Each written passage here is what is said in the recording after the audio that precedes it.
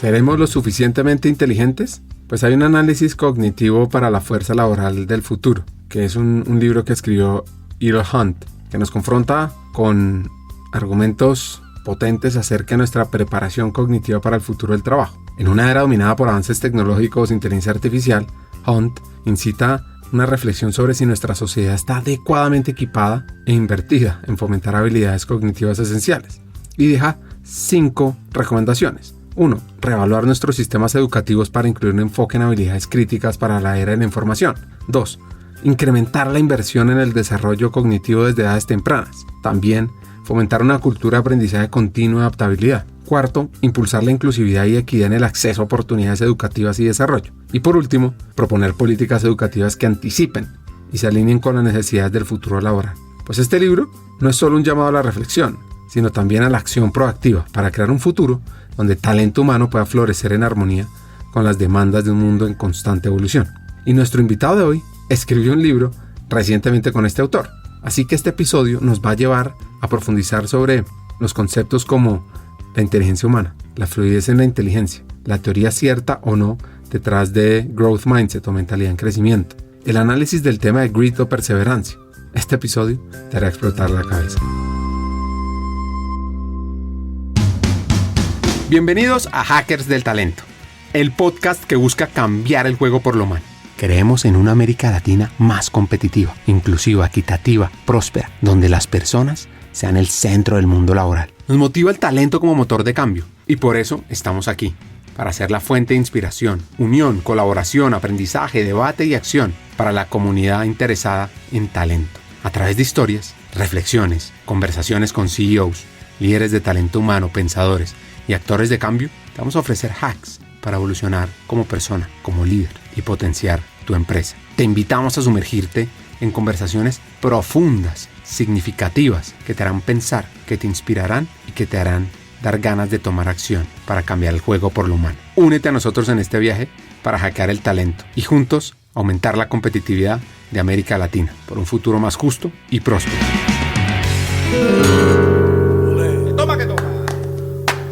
Nuestro invitado de hoy se llama Roberto Colom.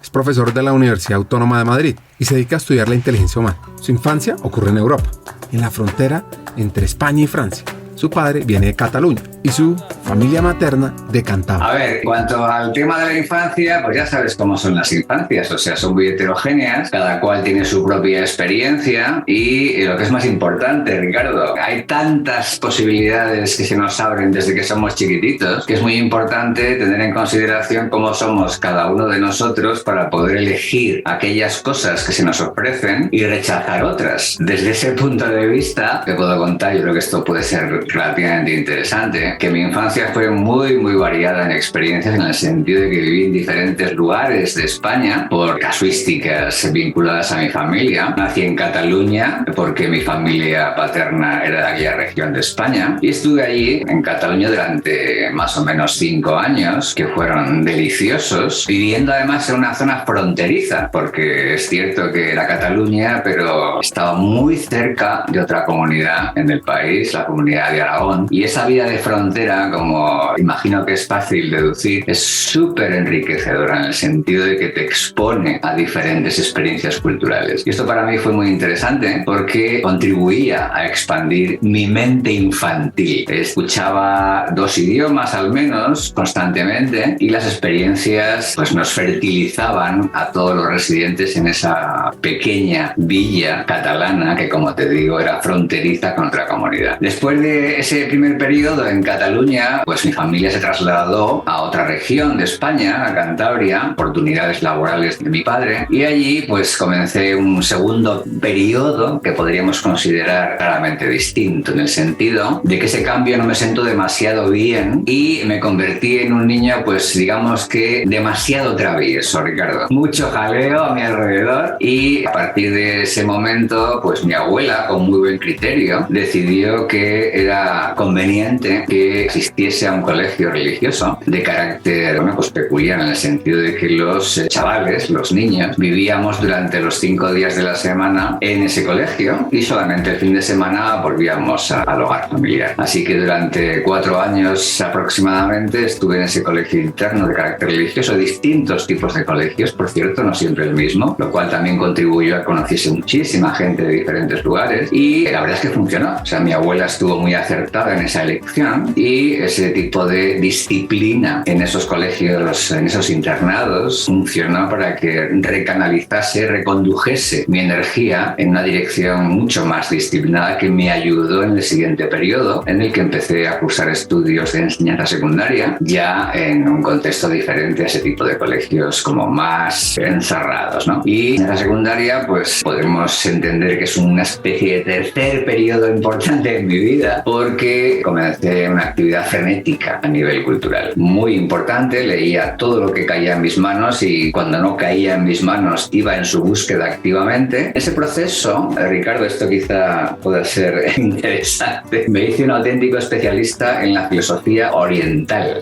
Practiqué artes marciales de todo tipo y esa fue una buena excusa para que leyese un montón de material de autores como Lao Tse, Confucio, etc. Y sabía más que nadie a mi alrededor de esa filosofía oriental. Curiosamente, esa incursión en la filosofía oriental fue la puerta de acceso a la filosofía occidental. Yo soy occidental, vivo en esta región del planeta, pero mi primer interés por la filosofía fue por la filosofía de Oriente y a través de ella accedí a la filosofía occidental. Como te digo, fundamentalmente en ese periodo de enseñanza secundaria, pues leía muchísimo y mis inquietudes se expandieron de modo exponencial.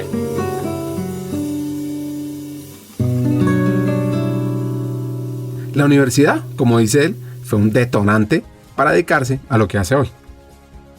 Bueno, el periodo universitario, Ricardo, es claramente el detonante del tipo de actividad a la que me llevo dedicando más de 30 años. ¿Por qué te digo esto? Bueno, porque decidí trasladarme a la capital de España, a Madrid, para estudiar mi carrera universitaria y esa elección tuvo que ver con la psicología o las ciencias de la conducta. ¿Por qué elegí psicología? Pues elegí psicología fundamentalmente porque tenía, por lo que me decían mis profesores de enseñanza secundaria, un talento especial para la filosofía, pero yo quería darle un toque un poquito más práctico y entendí que la psicología era un buen contexto, era una buena elección para combinar esa predisposición que yo tenía hacia la filosofía o el pensamiento racional con algo que tuviera un componente algo más aplicado, más práctico, que pudiera contribuir a entender eso del comportamiento humano y, en su caso, poder hacer algún tipo de contribución para mejorar las relaciones humanas. Un aspecto muy interesante, Ricardo, de mi periodo universitario es que coincide con un ciclo fundamental en la cultura de mi país y en concreto en la capital, en Madrid. Yo comencé a estudiar mi carrera en los comienzos de la década de los años 80 y eso coincidió con la explosión cultural, una eclosión impresionante en la capital, especialmente en la capital, que es conocida internacionalmente como movida madrileña. Bueno, pues justo en esa movida madrileña yo estaba comenzando a estudiar mi carrera de psicología en Madrid y la verdad es que fue una experiencia impresionante porque estábamos todos, encontré el caldo adecuado a mis inquietudes culturales en esa movida madrileña en la que, bueno, pretendíamos saberlo todo de todo. Había una interacción con diferentes ramas del saber porque vivíamos en colegios mayores y en los colegios mayores, que era donde vivíamos la gente que veníamos de fuera de Madrid, coincidíamos gente que estudiaba Derecho, Imagen y Sonido, Ingenierías, Filosofía, Psicología y todo eso hacía o generaba un caldo cultural súper enriquecedor. A eso añádele la cantidad de juerga que rodeaba a Madrid en ese momento. Era espectacular, era una libertad absoluta, no había ningún tipo de restricción y ahí aprendimos que es muy importante ese tipo de relaciones sociales que se establecen entre personas que tienen diferentes historias, pero que pueden coincidir en el objetivo compartido de disfrutar y aprender un montón de cosas. En la década de los 80, imagínense que Madrid se convirtió en el epicentro de un renacimiento cultural explosivo y vibrante conocido como la movida madrileña. Y este movimiento emergió como un símbolo de libertad y rebeldía tras los sombríos años de la dictadura de Franco. Fue como un grito de una generación joven que anhelaba expresar su identidad, sus deseos, sus aspiraciones. Fue una época donde la música, el arte, el cine se entrelazaron en una danza transgresora y colorida, dando voz a bandas como Mecano y a icónicos cineastas como Pedro Almodóvar. La movida no solo reformuló el panorama cultural español con su audacia y creatividad, también reinventó las normas sociales y la percepción de la identidad española, marcando un antes y un después en la historia cultural de España. Fue, por así decirlo, la manifestación del deseo de vivir intensamente, de experimentar, de quebrantar tabúes, configurando así la tapestría cultural contemporánea de España. Sí, la verdad es que fue muy especial y es muy difícil de entender para la gente que no estuvo en ese momento en la capital de España, porque la verdad es que fue realmente especial, ¿no? Único. Y yo creo que nos ha marcado a toda la gente de esa generación que tuvimos la oportunidad, por azar, porque no hicimos nada para estar allí en ese momento, pero por azar y por circunstancias estuvimos presentes durante esos años que fueron realmente impresionantes a todos los niveles, ¿no? Y especialmente al que más me interesa a mí, que es el nivel cultural y que interseccionaba con mi formación como psicólogo. Todo ese tipo de interés cultural, ese tipo de interacción con gente que estaba trabajando en diferentes carriles disciplinares, vamos a decirlo así, nos enriqueció muchísimo a todos, porque yo estaba especializándome en psicología, pero tenía interés en distintos tipos de áreas, ¿no? En el arte, en el cine, en el teatro. De hecho, fundamos una compañía de teatro, incluso nuestro grupo de amigos, ¿no? En el Colegio Mayor. Teníamos muchísimas inquietudes, Ricardo, y eso yo creo que nos ha marcado, como te digo, para el resto. Nos ha dado una amplitud de miras y una perspectiva tolerante hacia la diversidad que yo creo que es muy interesante y que habría quizá de algún modo que rescatar en el momento actual, ¿no?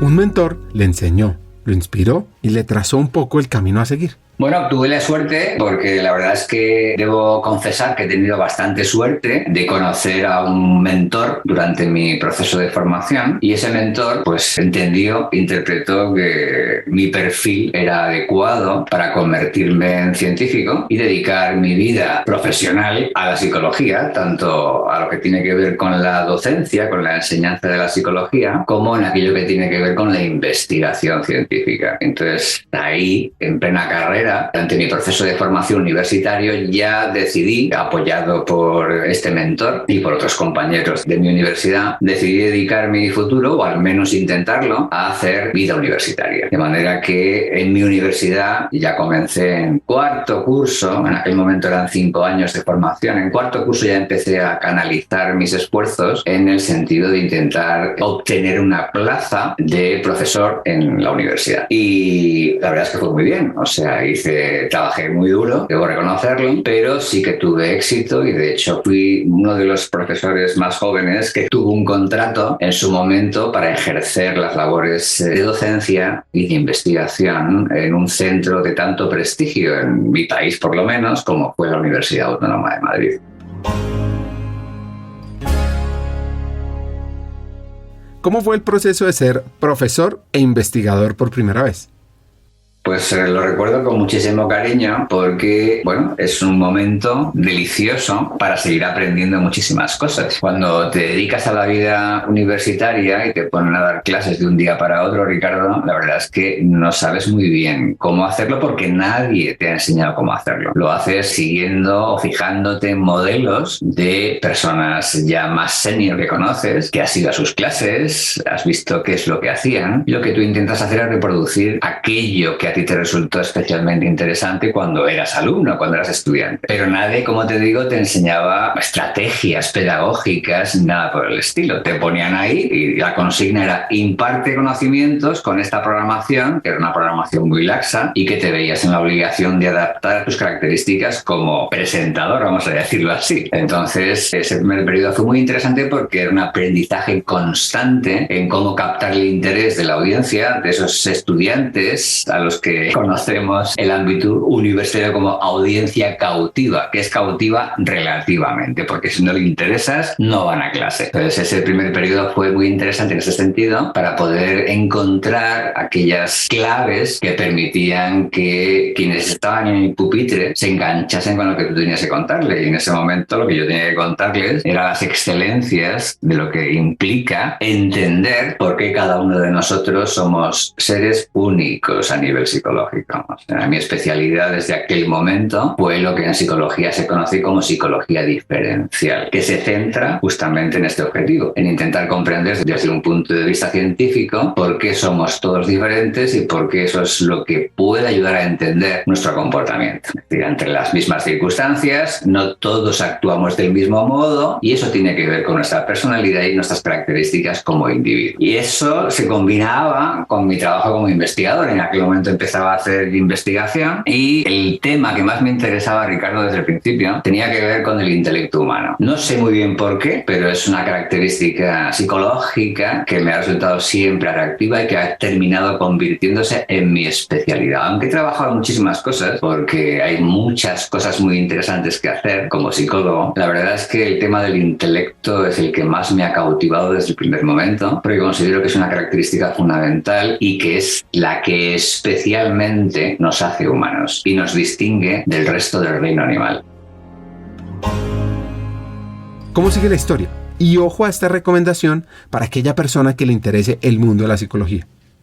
Sí, bueno, pues fundamentalmente, como te decía al principio, yo hice una inversión muy fuerte para intentar conseguir pues esa posición, digamos, más estable a nivel académico, y eso me llevó inicialmente a intentar, que es una meta que perseguimos todos los académicos, intentar conseguir un buen currículum como científico, y eso me llevó pues a hacer bastantes publicaciones sobre el tipo de temáticas que yo estaba investigando, y además también publiqué algunos libros. De escribir no se me da mal, y entonces yo aprovechaba esa virtud para, bueno, pues incrementar mis méritos de cara a posibles puestos laborales en mi universidad. Y fui mejorando bastante rápido. De hecho, no tardé mucho tiempo en conseguir una posición titular, como profesor titular, y eso lo conseguí gracias a mi duro trabajo dirigido a conseguir esos méritos. Al principio trabajé a ese nivel, muy vinculada a la investigación y la docencia, pero no tardé demasiado en reorientar mis intereses hacia la comunidad científica internacional. En ese momento no era muy frecuente, estábamos más bien trabajando a nivel de país, a nivel doméstico, pero yo tenía mucho interés en saber qué hacían por ahí fuera, especialmente en Estados Unidos, y empecé a contactar con académicos de otros centros internacionales. Y a partir de ahí pues tuve una red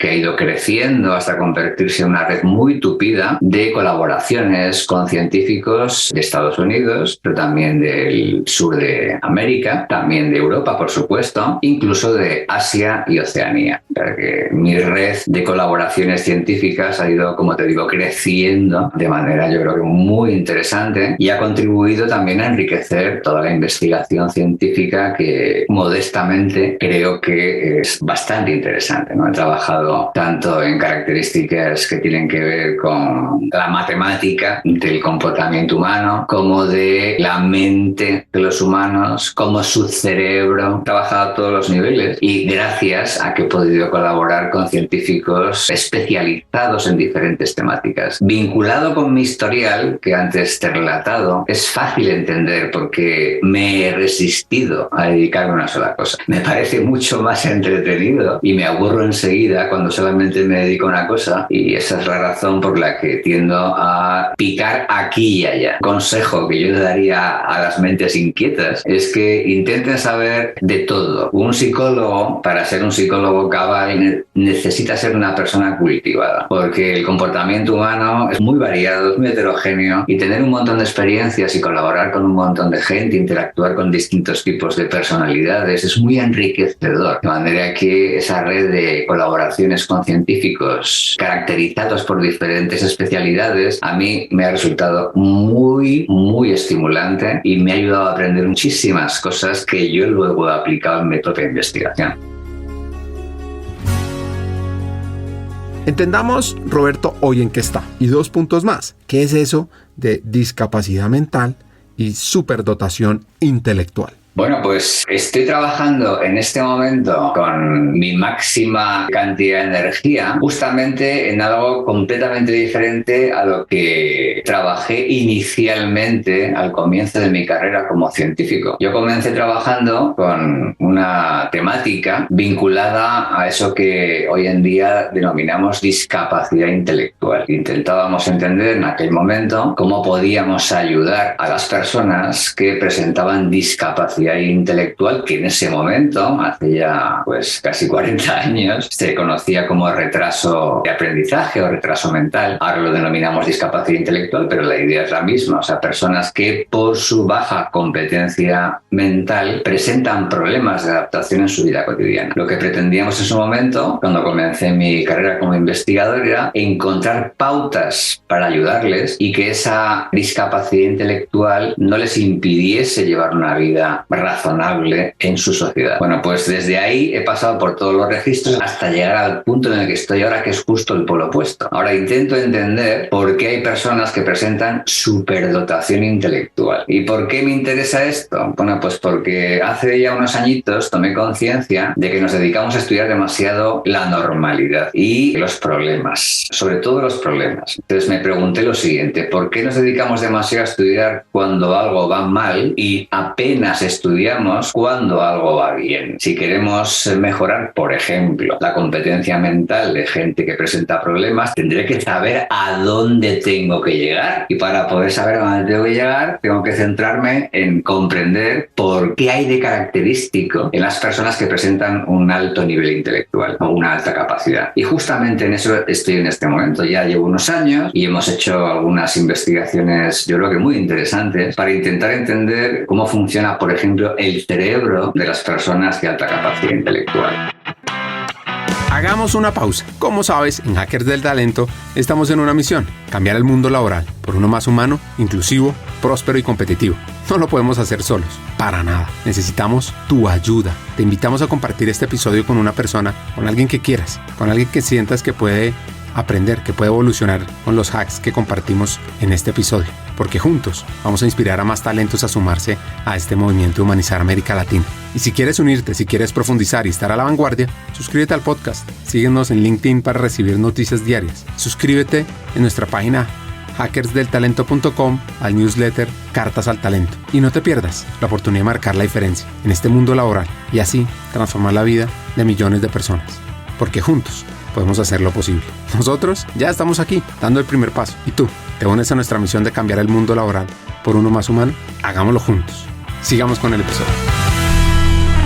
Entendamos la psicología diferencial y su libro, Psicología para no volverse locos. Bueno, yo creo que es fácil de explicar. La psicología diferencial es el telón de fondo, un poco como el marco de referencia que ha guiado sistemáticamente el tipo de actividad científica al que me he dedicado durante más de 3 décadas. ¿Por qué la psicología diferencial es un telón de fondo perfecto, en mi modesto juicio? Pues porque parte de un hecho que nadie puede discutir, y es que todos somos diferentes. De hecho, investigaciones recientes sobre el genoma humano dan la razón a algo que hemos supuesto en psicología diferencial sin saberlo a ciencia cierta, y es que ya a nivel genético no hay 2 individuos iguales. De hecho, ni los hubo, ni los hay en la actualidad, ni los habrá en el futuro. A nivel, si miramos el ADN caracteriza a cada una de las personas que han pisado el planeta Tierra. Si damos por válida esa conclusión, que a día de hoy, como te digo, es muy sólida y nadie discute, nadie documentado, quiero decir, es inevitable la consecuencia o la conclusión de que si ya desde el ADN somos todos distintos, eso va a estar detrás de que cada uno de nosotros también tenga un cerebro propio individual, ¿no? Y si todos tenemos un cerebro propio individual que no es igual a ningún otro cerebro, eso quiere decir que a nivel psicológico tampoco seremos igual. Podemos ser más o menos parecidos, pero las pequeñas diferencias que nos separan son la salsa de la vida. Lo que nos caracteriza como individuos únicos únicos e irrepetibles, es justamente lo que está detrás de que nos reconozcan y que tengamos una identidad que nos acompaña desde la cuna a la tumba, Ricardo. Y esa identidad individual es fundamental, es un hecho irrefutable y tiene que ser la primera cuestión a la que tenemos que enfrentarnos los psicólogos para intentar entender el comportamiento de los humanos. Y con ese telón de fondo es con el cual yo he abordado diferentes tipos de preguntas que he intentado responder utilizando las herramientas que me aporta la ciencia. Una idea fundamental que conecta con algo que ya hemos comentado previamente en esta conversación es que aunque yo he tenido una especial afiliación por el estudio científico del intelecto humano, eso no quiere decir que no haya considerado el hecho de que no podemos reducir la mente humana a puro intelecto. También tenemos características psicológicas que no pertenecen al área del intelecto. Por ejemplo, tenemos una personalidad. Hay gente que es más extravertida, gente que es más emocionalmente inestable, gente que es más impulsiva, gente que tiene menos o más autocontrol. Dicho de una manera resumida, hay características o propiedades psicológicas que forman parte de nuestra identidad que tienen que ver con el intelecto más frío, la pura razón, vamos a decirlo así. Y luego está la emoción o aspectos más de temperamento, de carácter. Aunque en ciencia los estudiamos por separado, es un error porque interactúan sistemáticamente. O sea, no es lo mismo que una persona presente una alta capacidad intelectual y que sea muy inestable emocionalmente, o que sea igualmente competente a nivel intelectual pero que sea impulsivo o tenga poco autocontrol, o sea una persona que se deje guiar por las bajas pasiones, vamos a decirlo gráficamente de ese modo. Ese tipo de características más mentales o más cognitivas y características como más emocionales interactúan, como digo, sistemáticamente para poder guiar nuestro comportamiento. Y en esa interacción tormentosa con frecuencia es en la que está la gracia de por qué algunas personas hacen algo y otras hacen otro tipo de cosas. Porque hay gente, por ejemplo, que tiene una propensión a caer en una depresión. Porque hay gente que tiene una propensión a tener muchas relaciones de pareja, por ejemplo. Porque hay gente que tiene facilidad para hacer dinero. Porque hay gente que tiene dificultad para conseguir un trabajo. Ese tipo de cuestiones sociales creo que pueden explicarse relativamente bien recurriendo al marco de referencia que nos proporciona desde la ciencia la psicología diferencial. Para que te hagas una idea de que no solamente me he dedicado a la investigación científica, vamos a decirlo así, críptica o de alto nivel, solo apta para científicos, yo tengo muy claro, Ricardo, que tengo la obligación de poner a disposición del público general lo que aprendemos en psicología, pero lo hago con rigor. Y recientemente publiqué un librito, y yo creo que es un librito recomendable para cualquier persona que tenga un mínimo interés por entenderse a sí mismos, cuyo título es Psicología para no volverse loco. Y en ese libro, que está basado en preguntas hechas por ciudadanos de la calle, por ciudadanos que no tienen ningún conocimiento sobre psicología, pero tienen interés por entender el comportamiento humano, bueno, pues lo que hice fue poner a disposición de ese público general lego en la materia respuestas amparadas por la evidencia científica, pero que podían ser comprendidas por cualquier persona con un mínimo nivel cultural. Ese librito, que como digo es altamente recomendable, está basado en preguntas como ¿qué es la psicología? ¿Por qué somos como somos? ¿Por qué algunos niños se educan con más facilidad que otros? ¿Por qué tenemos tendencia a presentar trastornos de ansiedad? ¿Hasta qué punto somos una sociedad repleta de psicopatologías? ¿Cómo podemos mejorar la educación? O sea, un montón de preguntas muy variadas que tienen que ver con el comportamiento humano en general, puesto en un lenguaje muy asequible, pero sí amparado por la evidencia científica más sólida. ¿Qué nivel de credibilidad científica tiene la psicología? ¿En qué se distingue un psicólogo de un psiquiatra? ¿Qué hacen generalmente los psicólogos? ¿Cómo se puede saber si un psicólogo es un buen profesional? Pues estas preguntas comparten un factor común. ¿Qué diablos es la psicología? Porque durante décadas los psicólogos se han preguntado por el estatus como ciencia. Sobre todo, de esto se trata su libro. Y ahora, en las últimas investigaciones, ha conectado dos puntos fascinantes: la psicología y la vulnerabilidad.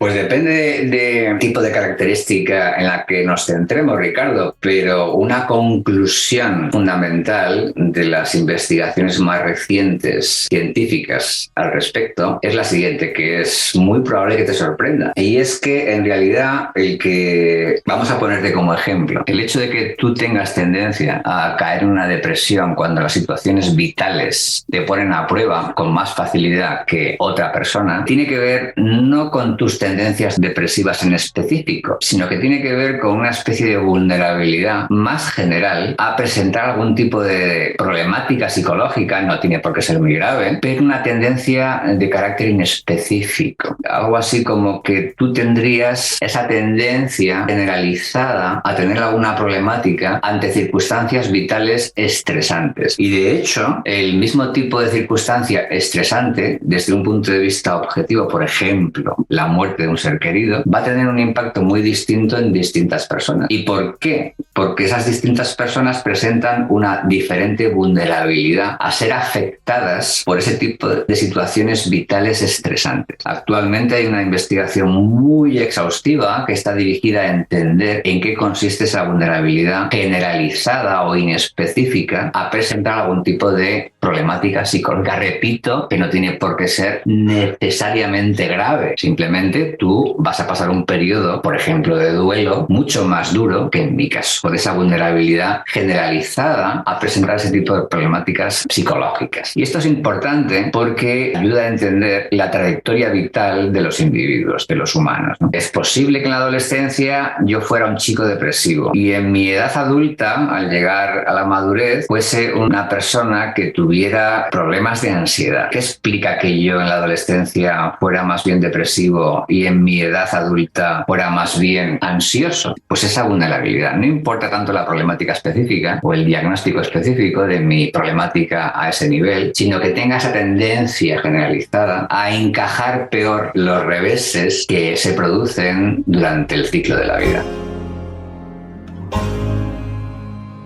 ¿Cómo potenciar la inteligencia? Yo creo que es una pregunta que nos hace constantemente. ¿O cómo superar los obstáculos para mejorar la capacidad de las personas, para que los talentos en tu compañía sean fuera de serie? Pues atención a esto. Sí, bueno, el proyecto de investigación en el que estamos ahora involucrados con mucha intensidad tiene que ver con alta capacidad intelectual, pero porque nuestro objetivo final, Ricardo, es intentar entender cómo podemos ayudar a la gente que presenta problemáticas a ese nivel. Y esto conecta con el proyecto de investigación que tuvimos activo anteriormente, que estaba dirigido a intentar entender si con entrenamiento mental podíamos mejorar la capacidad de las personas. O sea, los programas de estimulación psicológica, bueno, pues la pregunta era, ¿tienen algún impacto en ese tipo de mejora? Durante unos años hubo un boom en la investigación científica en la que se pensaba que sí, que era viable hacer ese tipo de estimulación mental para mejorar la capacidad de los individuos, pero de repente, de un día para otro, la comunidad científica manifestó un escepticismo, en mi opinión, casi patológico, según el cual no era posible. Lo habían intentado y había que concluir tajantemente que no era posible. La gente tenía una capacidad X y esto es lo que tiene. El grado de mejora es mínimo y temporal. O sea, podemos mejorar la capacidad de los individuos temporalmente con programas de estimulación. Sí, es correcto, se puede hacer, pero en cuanto el individuo vuelve a su rutina cotidiana, pues regresa al punto de partida. Para entendernos de un modo gráfico, Ricardo, es lo mismo que ocurre con el gimnasio. Algo así como si yo me sobran unos kilitos y voy al gimnasio durante 1 año y medio, voy a mejorar físicamente de modo visible. Pero si dejo de ir al gimnasio, voy a recuperar mi tripita a las primeras de cambio. Esto es un poco lo que concluían de manera pesimista, como digo, las investigaciones que se desarrollaron en la psicología científica con respecto a la posibilidad de mejorar la competencia mental de los individuos. Hay un carril que caracteriza a cada persona y lo que ese carril dictamina acaba ganando sobre aquello que podemos hacer para intentar salir de ese carril y mejorar la circulación, dicho gráficamente. Bien, Bien, yo investigué en esa dirección con mi equipo de trabajo y con colaboraciones con otros equipos de investigación y llegué a la conclusión de que ese tipo de pesimismo estaba fuera de lugar. ¿Por qué? Pues muy sencillo, porque se habían pasado por alto una premisa fundamental y es que ese tipo de estimulación psicológica debe ser personalizada para que funcione. Es lo mismo que cuando cogemos a un entrenador personal en el gimnasio. Mejoramos mucho más, con mucha más eficiencia, porque ese entrenador personal nos hace una tabla de ejercicios adaptada a nuestras características personales. Pues en el ámbito de la mente es algo parecido. Necesitamos conocer cómo es la persona y a continuación desarrollar un programa de estimulación adaptado a esa persona. Algo así como la personalización de ese proceso de estimulación. Y en ese proceso de personalización es muy importante entender cómo funcionan los cerebros de las personas de alta capacidad de manera espontánea, sin hacer nada. Y eso conectó con el proyecto de investigación actual, ¿no? Vamos a intentar entender, que apenas se sabe porque no se ha investigado por razones que se me escapan, vamos a intentar entender cómo funciona esta población, este segmento de la población que ya presenta de modo espontáneo una alta capacidad. Y los resultados que hemos encontrado por ahora, porque todavía estamos en ello, estamos todavía en proceso de análisis, lo cual es un momento muy excitante, como te puedes imaginar, ¿no? Pero lo que hemos observado es que sus cerebros están cableados de modo distinto. Y te pongo un ejemplo para que se entienda qué quiero decir con cableados de un modo distinto. O sea, mientras que nuestros cerebros, los cerebros de las personas normales como nosotros, sufrirían ante algún tipo de lesión provocada, por ejemplo, por un accidente de tráfico. Si tenemos un accidente de tráfico, y eso puede afectar nuestro cerebro y puede afectar también a cómo están conectadas algunas de las regiones de nuestros cerebros. Bueno, pues ante un traumatismo craneal, nuestros cerebros se verían mucho más afectados que el cerebro de una persona de alta capacidad. ¿Por qué? Porque su cableado le va a permitir reconfigurarse ante ese traumatismo con mayor eficiencia. Lo que tenemos que preguntarnos ahora es ¿por qué? ¿Qué es lo que está detrás de que ese cableado sea más eficiente y pueda soportar mejor ese tipo de impactos negativos por parte de agentes ambientales? Y en ello estamos, Ricardo. O sea, estamos tratando de averiguar qué caracteriza a ese mejor cableado que hace que esos cerebros de las personas de alta capacidad sean más eficientes y funcionen a un más alto nivel.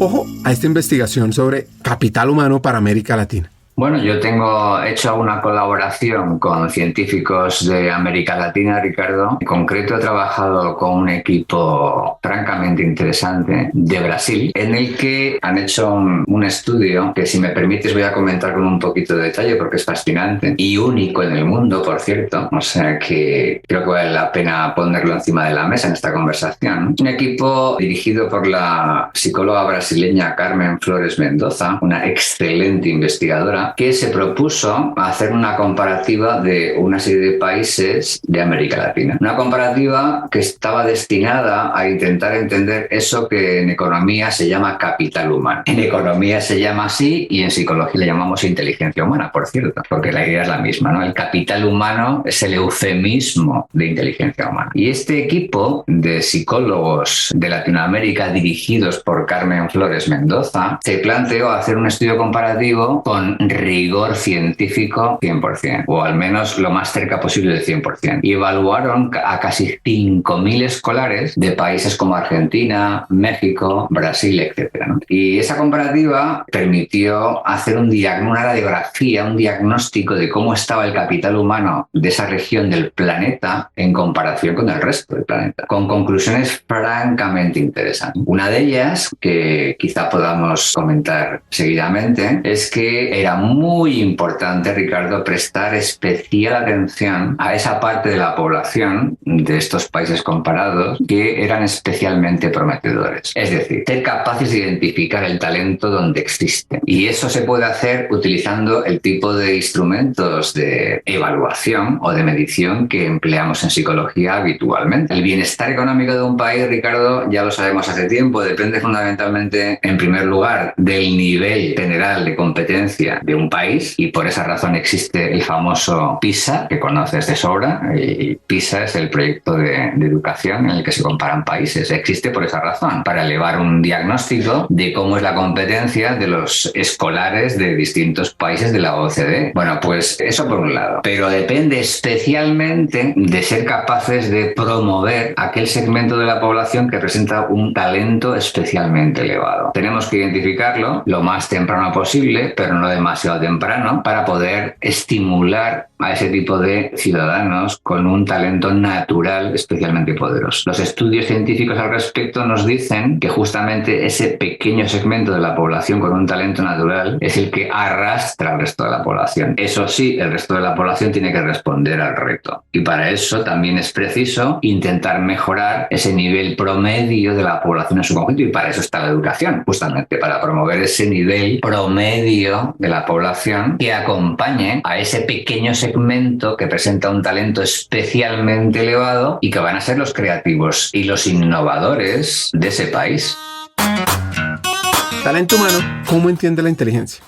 ¿Y cómo potencia a las personas? Pues esto tiene que ver con lo que dice Carol Dweck sobre mentalidad en crecimiento, growth mindset. Lo que pasa es que este investigador tiene una noticia que no te va a gustar tanto. Sí, lo que pasa es que las investigaciones de Carol Dweck sobre el mindset, la mentalidad de crecimiento que señalas, Ricardo, están cuestionadas en la investigación científica, en el sentido de que si es que tiene algún impacto, es un impacto minúsculo. Es mejor minúsculo que nulo, esto está claro, ¿verdad? Pero lo importante es que seamos capaces de desarrollar las habilidades básicas que una persona va a necesitar manejar a un nivel al menos básico para funcionar de modo adecuado en su sociedad, a la sociedad a la que va finalmente a parar después de acabar su periodo educativo. Entonces, los científicos son cada vez más escépticos con las soluciones fáciles a problemas difíciles, Ricardo. Entonces, simplemente decirle a los chavales que su capacidad para aprender es demasiado elástica puede llegar a ser cruel. No es que sea inofensivo, puede llegar a ser cruel en el sentido siguiente. Podemos estar pidiéndoles demasiado a chavales que no van a llegar y no tienen culpa por ello. Tenemos que tener mucho cuidado, y para poder tener cuidado hay que conocer a las personas que van a pasar por el proceso educativo. O sea, no basta, no es suficiente, y de hecho consideramos algunos científicos que es irresponsable el plantear que los chavales pueden aprender prácticamente cualquier cosa en el contexto escolar. La capacidad para aprender es muy heterogénea. Algunos chavales aprenden con rapidez y facilidad, otros tienen que trabajar de modo persistente y otros lo tienen muy difícil. Van a tener dificultades importantes para aprender. Y recuerdo lo que comenté antes, Ricardo, sobre mi trayectoria. Yo comencé trabajando con personas que presentaban discapacidad intelectual. Ahora trabajo con personas con alta capacidad intelectual. Y lo veo muy claro, Tenemos que buscar modos de ayudar a la gente que tiene una capacidad de aprendizaje, llámalo como quieras, el nombre es lo de menos, pero una capacidad para aprender limitada. ¿Tienen margen de maniobra? Por supuesto, pero el reto está en el educador, no en el chaval. Y el educador, en opinión de algunos científicos, entre los que me cuento, es muy cómodo cuando opta por estrategias del tipo mindset. No, yo lo que tengo que hacer simplemente es transmitirle al chaval la idea de que su mente puede crecer de manera muy significativa, porque no es verdad. O sea, la ciencia demuestra que eso no es verdad. O sea, podemos tener un margen de maniobra, pero ese margen de maniobra depende de cada persona. Hablemos sobre inteligencia colectiva y creatividad. La idea de inteligencia colectiva es muy interesante, está muy bien, ¿no? Pero al final lo que dice la investigación, por ejemplo, sobre creatividad, Ricardo, es que hay personas con talento en las compañías, en las empresas, que trabajan mucho mejor solos que no acompañados. Y depende de cada caso, ¿no? Puede que para ciertas preguntas que intenta responder la compañía X sea muy interesante poner a diferentes personas a pensar en ese mismo problema, pero para otros puede que no. Yo huyo por definición de las fórmulas mágicas, porque además la investigación científica la rechaza de raíz, ¿no? Entonces dependerá de cada caso, tendremos que centrarnos en cada pregunta específica que intentamos resolver para poder encontrar el mejor modo de abordarlo. En algún caso puede estar muy bien que tengamos a diferentes mentes con diferentes características pensando en lo mismo y buscando soluciones alternativas y colaborando, y en otros no. Dejemos al talentoso que trabaje por su cuenta, aisladamente, que vaya a dar un paseo por la playa o por donde sea, pero a su rollo, vamos a decirlo así, porque es el que va a tener la chispa creativa en un momento determinado, pero en soledad. Entonces depende de cada caso. Yo no daría fórmulas mágicas porque no existen.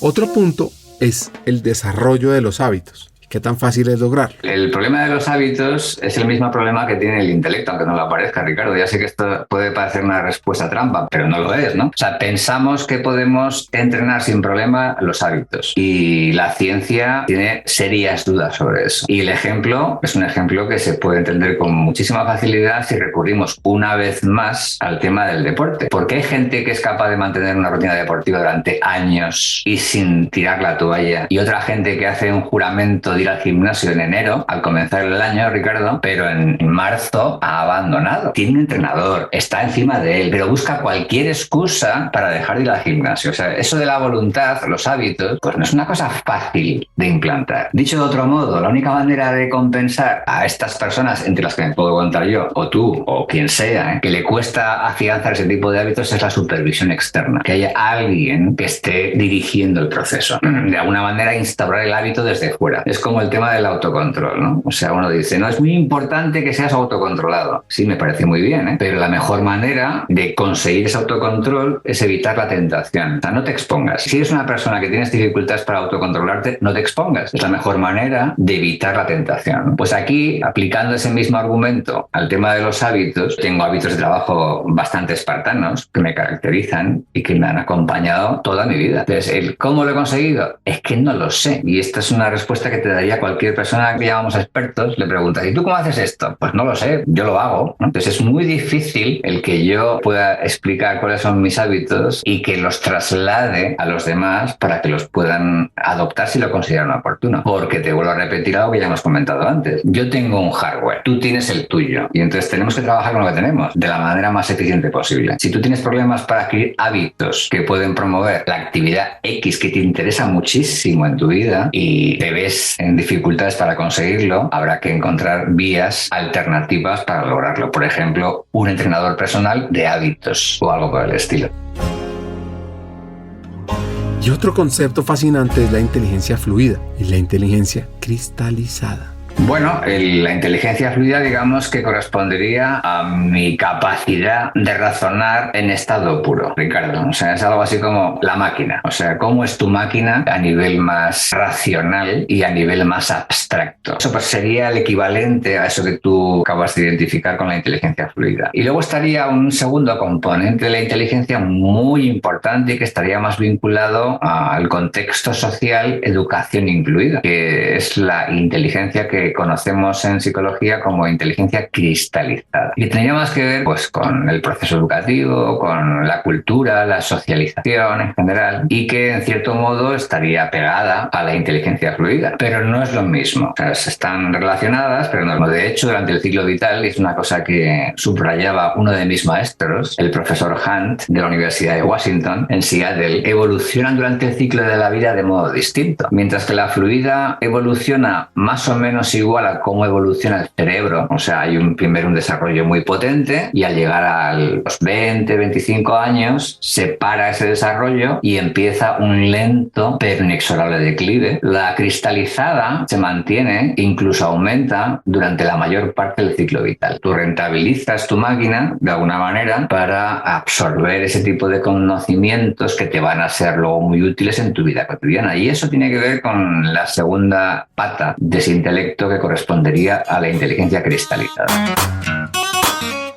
Conversar con Roberto es profundizar sobre conceptos que aceptamos como dados, como el tema de mindset o mentalidad en crecimiento y perseverancia o grit que impulsó también Angela Duckworth. La verdad es que me encanta que me hagas preguntas sobre el mindset o el grit, por ejemplo, porque es que me permite denunciar en este foro, con tu permiso, el problema que padecemos en psicología con las dichosas modas, que además suelen poner encima de la mesa maravillosos autores norteamericanos, estadounidenses, especialistas en marketing. El grit es otro concepto equivalente al mindset o la mentalidad de crecimiento. El grit está muy contestado en la ciencia oficial, digámoslo así, de la psicología, porque en realidad se ha demostrado ya empíricamente que eso del grit no es nada más ni menos que perseverancia. Y perseverancia tiene mucho que ver con una característica que llevamos estudiando en psicología en el ámbito de la personalidad desde hace décadas. Ese rasgo de la personalidad que llevamos investigando en psicología científica desde hace décadas corresponde a la responsabilidad. La perseverancia sería una faceta de esa responsabilidad. O sea que el grit no es nada más ni nada nada menos que una característica de personalidad muy clásica, no tiene nada de novedoso. Y de hecho, el mensaje de Angela Duckworth es peligroso, porque es que da a entender que eso de la perseverancia es perfectamente entrenable. O sea, yo puedo entrenar a la gente a que sea perseverante. ¿Tú eres perseverante? No te preocupes, que con un programa adecuado vas a ser de repente, overnight, no de un día para otro, una persona perseverante. Es muy cruel, o sea, porque no es correcto decir eso. Es irresponsable lanzar el mensaje de que esa perseverancia es plástica, es perfectamente elástica, la podemos entrenar, la podemos estimular, no hay ningún problema. Claro que hay problema. Hay gente que es más perseverante que otra de manera espontánea. Lo que tenemos que plantearnos en todo caso es qué podemos hacer para ayudar desde fuera a esa persona que en su interior no tiene esa perseverancia de modo espontáneo. Entonces el grit, como te digo, a nivel científico hay pruebas contundentes, Ricardo, o sea que no tenemos aquí el contexto para poder ponerlas en una pizarra, ¿no? Pero hay pruebas contundentes de que ese grit no es nada nuevo, punto 1. Y punto 2, eso de que se puede entrenar con facilidad no es correcto. ¿Quieres potenciar a tu equipo,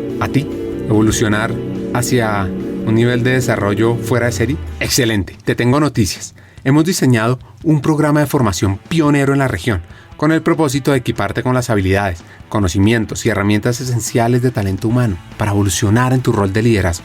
Te quiero presentar nuestro nuevo programa de formación, Talento Humano para Todos. Programa online en vivo, único en su tipo, creado para líderes de todas las áreas de las compañías de América Latina, aquellas personas dispuestas a romper moldes y potenciar su liderazgo humano. Ahora, seguro te preguntarás, ¿por qué Talento Humano para Todos es la elección perfecta para mí? Pues mira, vienen 4 razones. 1. Aprenderás de la mano de los hackers del talento, destacados vicepresidentes de talento humano que están liderando la transformación en sus organizaciones en América Latina, quienes te compartirán las mejores herramientas para potenciarte a ti, a tu equipo y a tu compañía. 2. Te integrarás a una comunidad de estudiantes, de líderes visionarios, personas que como tú están decididas a marcar diferencias significativas en sus equipos, usando las mejores prácticas y herramientas de talento humano, porque es que talento humano no es un área, talento humano es de todos. 3. Nuestro contenido te va a dar una ventaja competitiva. Vas a aprender temas como la importancia estratégica de talento humano, cómo atraer y desarrollar el mejor talento, cómo crear modelos de compensación atractivos, sobre el poder de la cultura organizacional, change management, aspectos legales del mundo laboral, los desafíos del futuro del trabajo, la experiencia del empleado, el liderazgo transformador y también cómo gestionar la diversidad, la equidad y la inclusión. Y 4, por cierto, vivirás un aprendizaje interactivo, dinámico, con sesiones además de coaching entre pares, debates, desafíos y además podrás profundizar en tu aprendizaje al tener acceso a miles de contenidos asincrónicos para aprender a tu propio ritmo. Así que, ¿estás listo? ¿Estás lista para hacer esa chispa que impulse el cambio en ti, en tu equipo, en el mundo laboral de América Latina? Únete a Talento Humano para Todos. Comienza tu viaje hacia el liderazgo transformador. Es muy fácil. Regístrate ya en www.hackersdeltalento.com. Buscas Talento Humano para Todos. Te inscribes y arrancas a aprender. Eso sí, solo te digo, los cupos son limitados. Así que no esperes más. Tu equipo y América Latina te necesitan ahora más que nunca. Porque talento humano no es la responsabilidad de un área, es de toda una compañía. Y tú como líder vas a aprender cómo potenciarlo. Sigamos con el episodio. Para ir cerrando el episodio, un par de consejos. A ver, en cuanto al mejor consejo que me han dado, Ricardo, yo te voy a ser muy sincero. O sea, la memoria es súper frágil y además tenemos que reconocer que su carácter es selectivo y distorsionador. Así que no me atrevo mucho a extraer a uno de los consejos que he recibido, que han sido muchos durante mi carrera. Pero sí te puedo decir que un ejemplo que aproveché de ese tipo de consejos que cayeron encima de mi mesa fue la libertad de movimientos que se me dio en mis primeros pasos profesionales. Y esto, más que un consejo, fue un modo de hacer que me ha acompañado hasta ahora. Y esto sí que creo que es importante, ¿no? Y el mejor consejo que he dado, aquí sí me atrevo un poquito más, ponerlo encima de la mesa, y sería más o menos el siguiente. Deja que los demás hablen, porque todos tienen algo que enseñar y todos tenemos algo que aprender. Aprovecha para reconocer que puedes estar equivocado. No pasa nada. Se puede superar sin que tu autoestima caiga en picado, siempre que prefieras acercarte a la verdad, aunque pierdas una discusión. Conversar con Roberto es una oportunidad para entender la inteligencia desde la investigación. Y acá vienen mis 3 hacks. 1. La psicología y el estudio de la inteligencia juegan un rol clave para determinar cómo sí debemos potenciar a las personas y qué no hacer. 2. No podemos dejar de repetir este mensaje, y es que el mayor impacto arranca desde casa, en los primeros años. Ahí hay gran parte de la clave. Y 3. Talento humano juega un rol crítico para evolucionar a las personas. Así que les recomiendo todas las lecturas de Roberto y que sigan su blog y sus investigaciones. Hasta un siguiente episodio y sigamos hackeando el talento.